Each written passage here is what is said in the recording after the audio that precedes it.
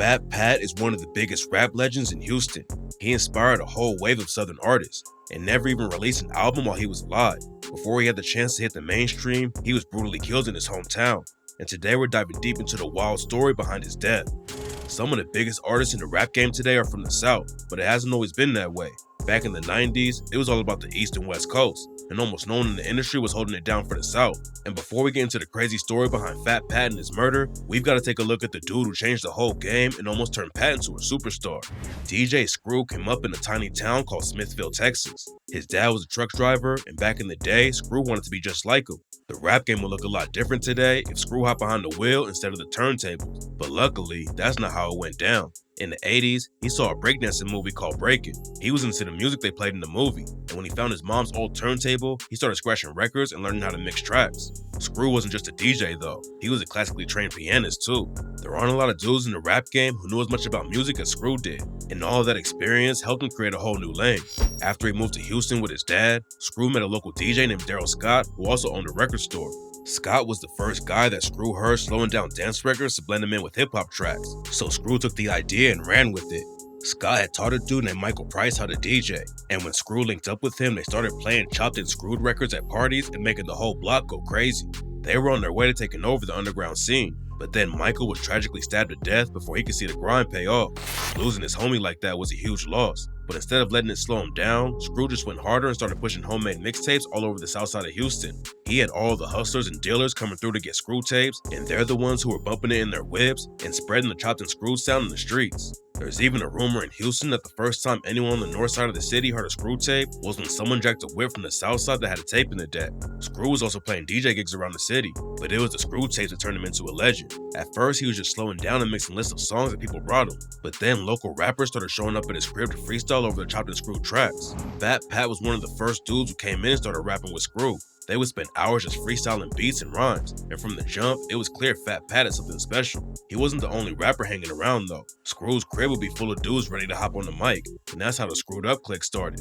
Screw let anyone on the mic who wanted to spit something, and it didn't matter if they were dope or not because he wanted everyone in the crew to win. There were over 30 dudes who were affiliated with the Screwed Up clique, including George Floyd, who went by the name Big Floyd back in the day. Screw was always surrounded by street dudes, but he wasn't active like that. Sometimes he'd have people pulling up to the crib who had beef with each other, but at Screw's spot, they had to either squash it or leave. A lot of his homies were moving weight and hustling, but Screw wanted to put them on in the rap game so they can get away from all the drama. It wasn't even just rappers in the Screwed Up clique. DJ Red was making money by fixing people's tapes when they broke. Big Jut was a barber who kept everyone fresh, and a dude named Ike sprayed the whips with candy paint. Back in the early days, Screw was just selling tapes out of his crib. Cars would line up outside for hours every time he mixed a new tape, and the cops kept kicking in his door because they thought he was moving weight. Eventually, it got so big that Screw just opened his own shop called Screwed Up Records and Tapes.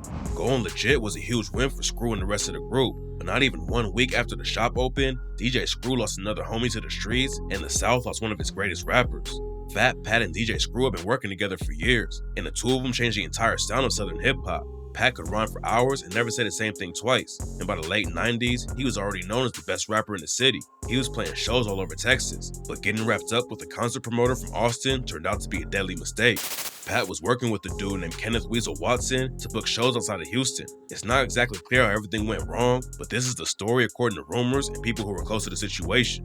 Pat ended up not getting paid for a couple of shows that Weasel set up, and Weasel didn't have the cash to get him right. Weasel was moving weight at the time, and he offered to just give Pat some product that he could flip and get his money.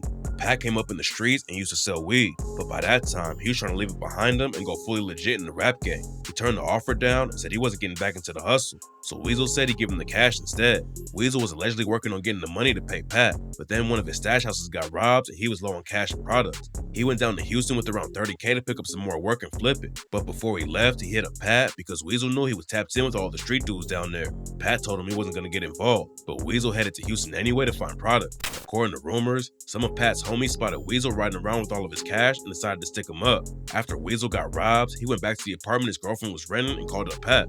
Rumors say he already thought Pat was involved with the stash spot getting raided, so when he got robbed in Houston, Pat was the first dude he thought might be responsible. Weasel told Pat he had his money and that he should come through. Pat rode up to the apartment with a couple homies, but left them in the whip while he went to collect his paper, but he never came back.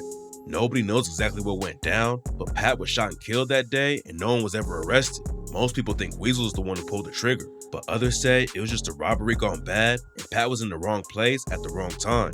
Before he died, Pat was looking like Houston's first superstar rapper. He was buzzing all over Texas, working on his debut album, and his homie DJ Screw was getting bigger than ever. Screw had lost people to the streets before, but Pat's death was different. The two of them were supposed to take over the game together, but right when all the hard work was starting to pay off, somebody killed Pat and DJ Screw was never the same. He stayed on the music grind and kept making new Screw tapes, but his health was getting worse and he started drinking more lean.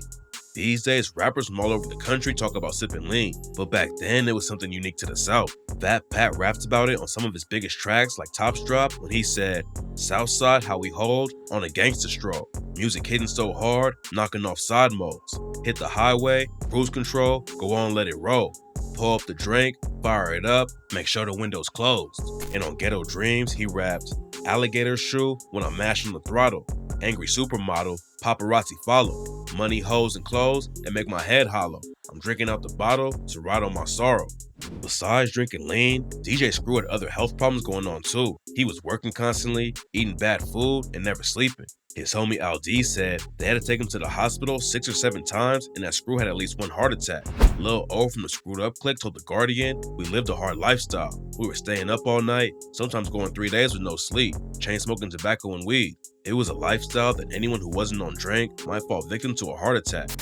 Then 2 years after Pat's tragic death, DJ Screw was found dead from a codeine overdose. He had been trying to turn an old warehouse into a massive spot called Screwed Up Headquarters, and that's where his body was discovered. The plan was to put in a recording studio, a place to process tape orders, and even start pressing their own CDs, but Screw never got to finish his vision. Screw wasn't the only Southern legend who died from lean. Pimp C and Bun B formed the crew Underground Kings, aka UGK, and took the Texas rap scene to a new level. They influenced a whole wave of Southern rappers, and a big part of Pimp C's rhymes were about sipping lean. They even linked up with 3 6 Mafia for the track Sippin' on Some Syrup, and Pimp C rapped, "You got the funny Geneva watch with the Ferrari kit. Take that monkey shit off, you embarrassing us. I got the red promethazine, thick orange and yellow tusk. Hydrocodone on the hands-free phone. The 84 Brom on them blades, 20-inch chrome. If you got 16, you can get a Bizzard. I'm choking on that Doja Sweet and sipping on that scissor." Then in 2007, Pimp C was found dead in his hotel room from a codeine overdose. That same year, another dude from the Screwed Up Clique named Big Mo died from a heart attack caused by lean. Screw, Big Mo, and Fat Pat weren't the only losses that the Screwed Up Clique had though. Pat's brother Big Hawk had been in the crew since the beginning after Pat introduced him to DJ Screw. The three of them linked up with Lil Kiki and Cole Jack to form another crew called DEA. After Pat and Screw died, Hawk became the leader of the Screwed Up Clique and was nicknamed its 5-star general. Just like Screw, Hawk wanted everyone in the group to win and try to keep the chopped and screwed scene alive.